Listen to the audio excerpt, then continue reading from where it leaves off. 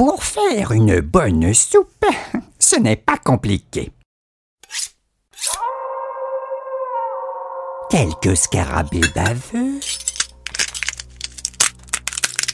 du jus d'araignée, un peu d'eau pourrie dans une marmite ébréchée. Ajoutez du poil de rat, des escargots desséchés, un vieux chat. Enfin, tout ce qui traîne dans la chambre et tout ça sur le feu pendant des heures. Et surtout, servez bien brûlé.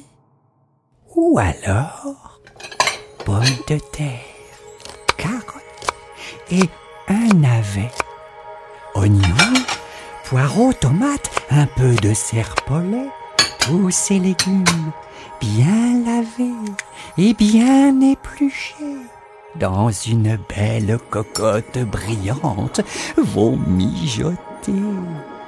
Ce soir, vous invitez une sorcière à dîner. Choisissez la bonne recette pour ne pas vous, en crapaud, être transformé.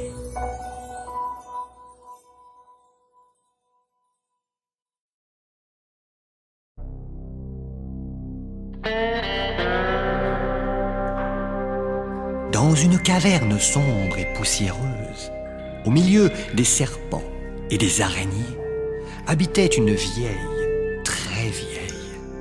très vieille dame.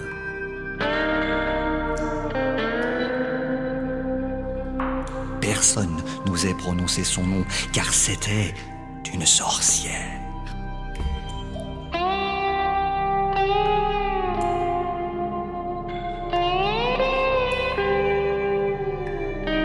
Un soir d'hiver, la lune brillait dans le ciel, toute ronde comme un gros fromage. La sorcière, un peu fofolle, se mit à chanter.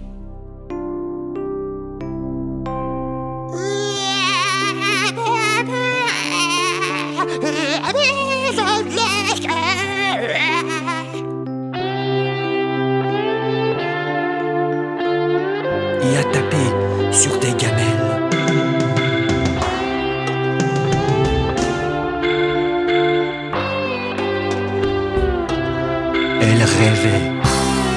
Elle rêvait qu'elle était une star, oui, une star du rock'n'roll, bien plus belle que toutes les fées.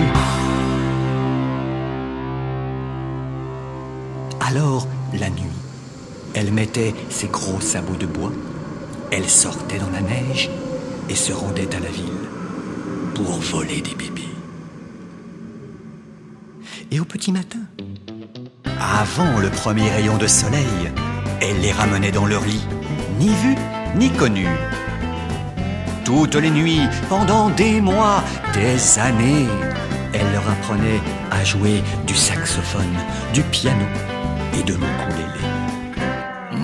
Non, ma chanson est en la mineur, s'impatientait la sorcière.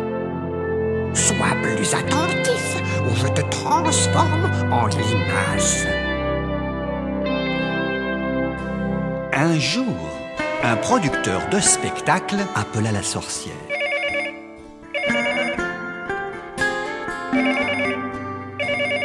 Allô? Pouvez-vous donner un concert dans notre bonne ville de Tartifouille-sur-Mer? La sorcière ne se fit pas prier. Elle sortit son aspiroréacteur. Tous les enfants montèrent dessus avec armes et bagages et ils partirent vers Tartifouille-sur-Mer.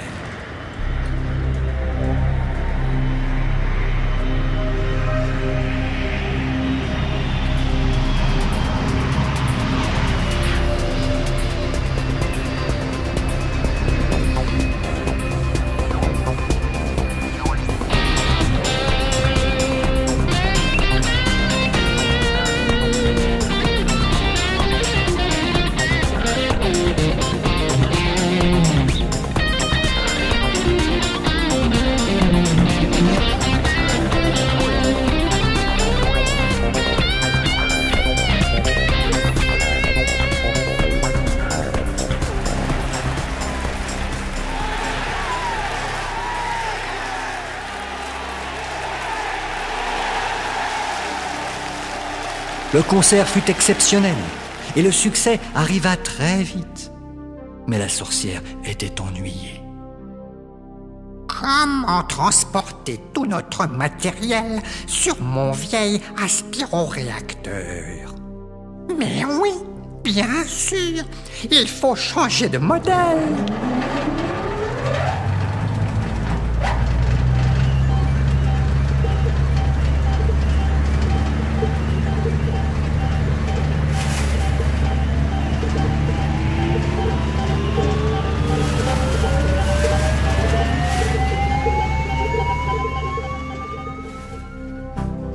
Londres, Paris, New York, ils étaient accueillis partout dans de somptueux palaces.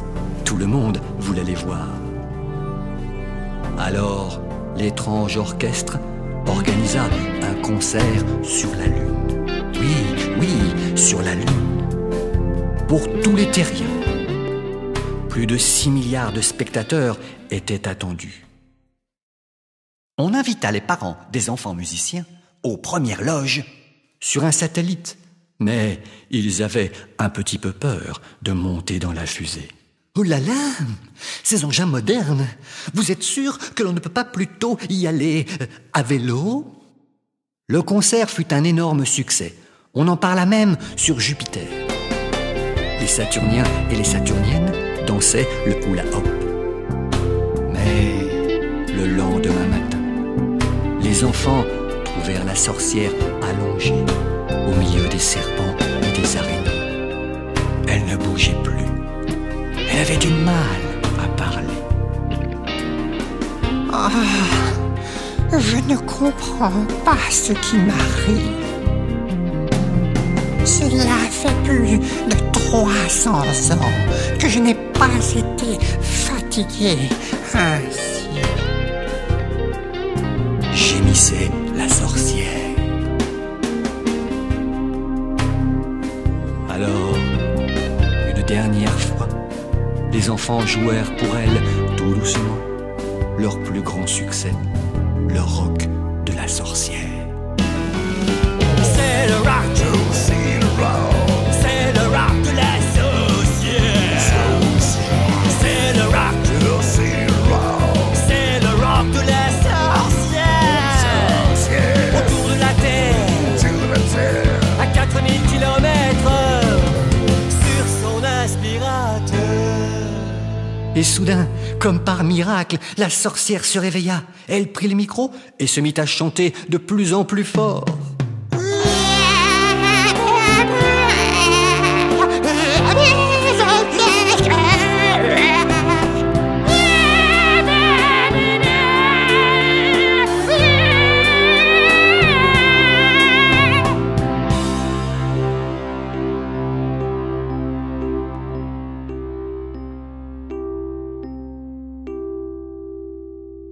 D'un seul coup, toutes les étoiles s'illuminèrent dans le ciel et dansèrent avec le soleil.